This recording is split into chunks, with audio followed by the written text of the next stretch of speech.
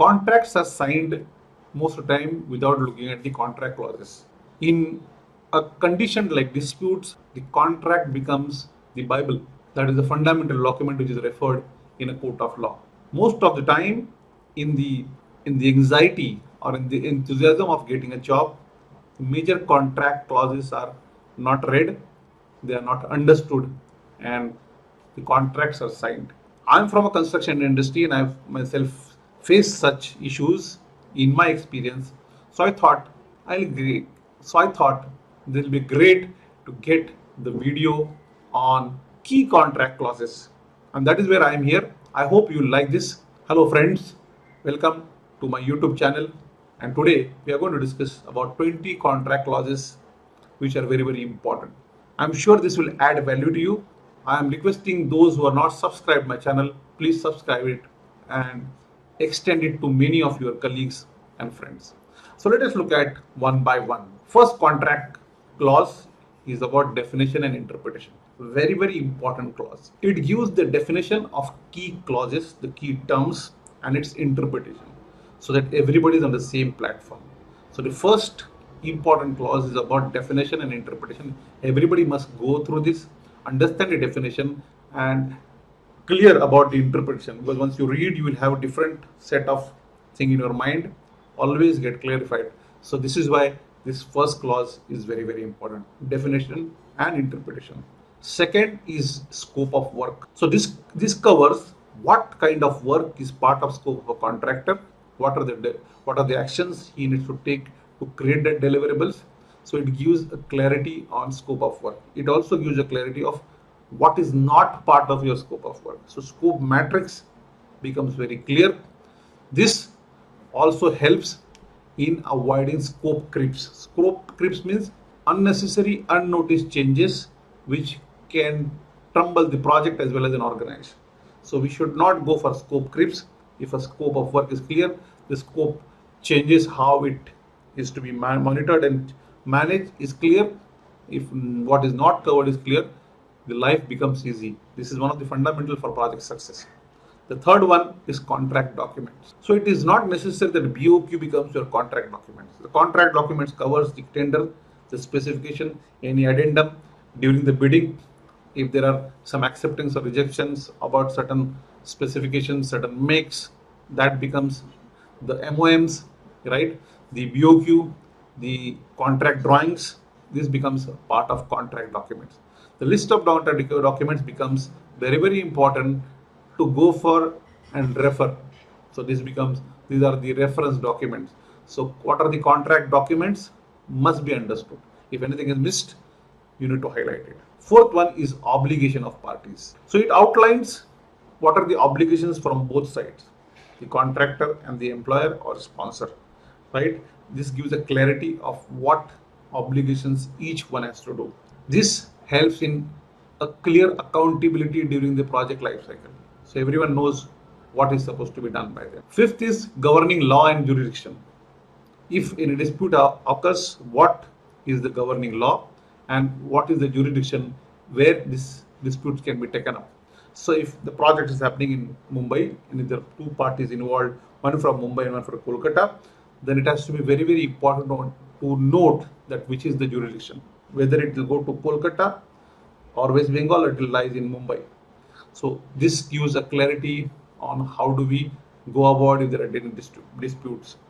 Very important clause. Most time we miss it, and then if a situation comes where a one party has to go to Kolkata all the time, then you can see how much you are going to spend only for travel and accommodation and getting the lawyer from that place. So it is very important to understand this. Sixth one is notices and communication, which gives a clarity on of what kind of communications, whether emails, the letters. It gives a total clarity on the communication management of a project. This clause was very famous clause during the COVID. So nobody read this clause before, and then everybody started to interpret this clause. Force majeure is a condition where you can't perform due to natural calamities or disasters, war kind of situation, or any situation which you are not able to perform, right?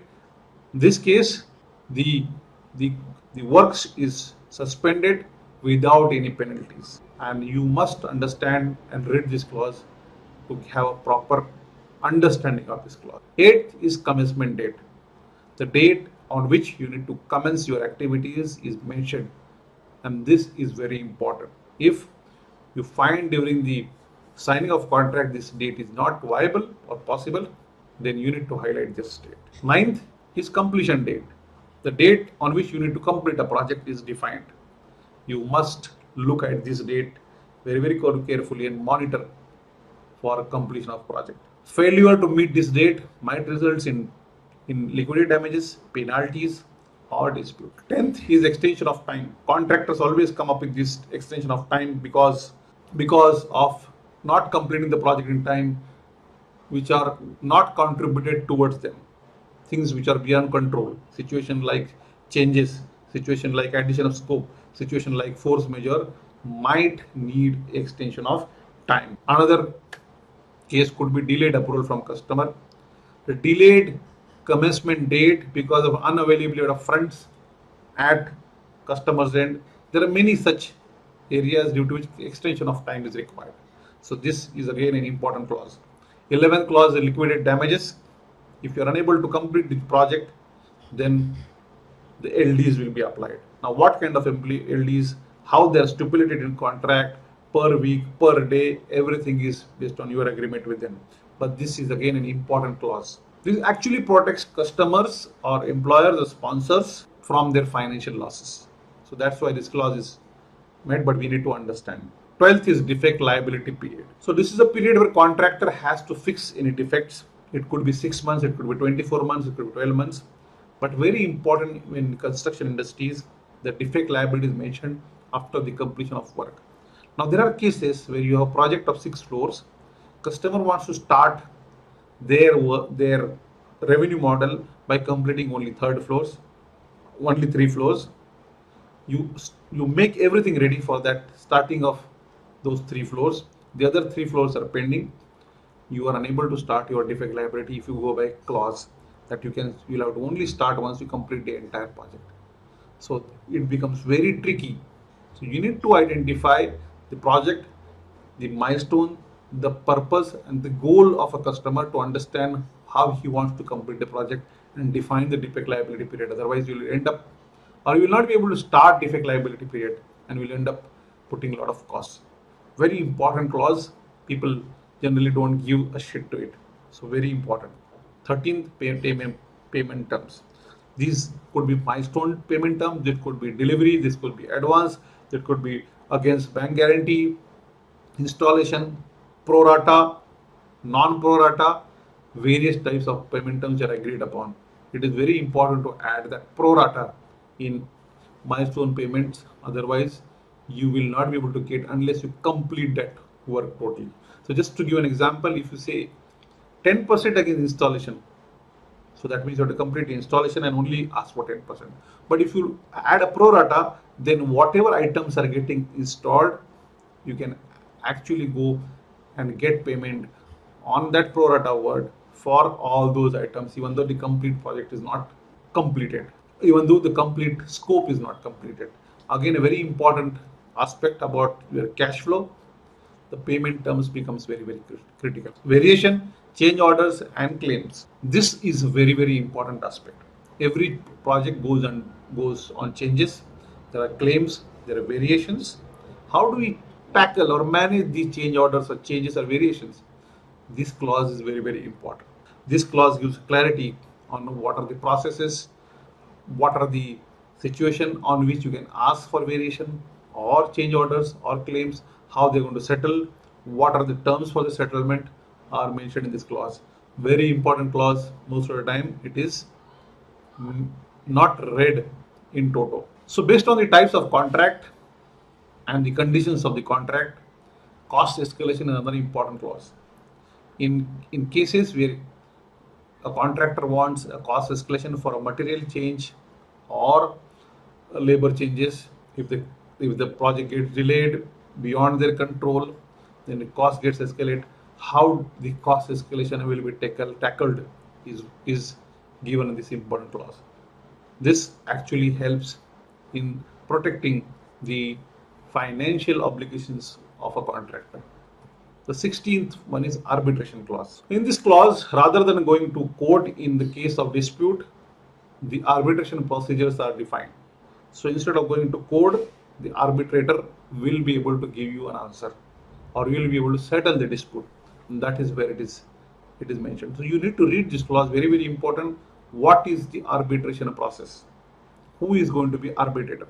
It is going to be sole arbitrator. If sole, who is he? If it is going to be a group of arbitrators, they have to be odd, they have to be non-biased. All these things is mentioned in this clause, and this clause is very important when the dispute happens. Dispute resolution. So what is the specific dispute resolution method? One is arbitration, but if the arbitration fails, what should be the next? You need to go to court of law. Depending upon the situation, what kind of case is being built, under what sections, the dispute resolution clause gives clarity on, right? So this might involve is arbitration, you might do your negotiation, you can get somebody to resolve dispute. If it doesn't happen, then what next is the court of law of that land. So dispute resolution is again an important clause. Taxes and duties. So this gives clarity on taxes and duties. What are the taxes? Today in India, GST. Earlier we had VAT and service tax. Because of GST, the things are streamlined. But in case of international contract, the taxes and duties will change. So this gives a clarity, or it clears the obligation for both the parties about what are the taxes covered, what are not covered, whose obligations are. It is defined in this contract clause. 19th contract clause is limitation of liability. So in a case where both parties are in dispute, what should be the cap of a liability of both contractor and sponsor in case of any dispute? Because otherwise, if there is an unlimited liability, it is going to be difficult. So it actually prevents the excessive financial liability on the both sides. So limitation of liability is again an important clause. You must read this clause.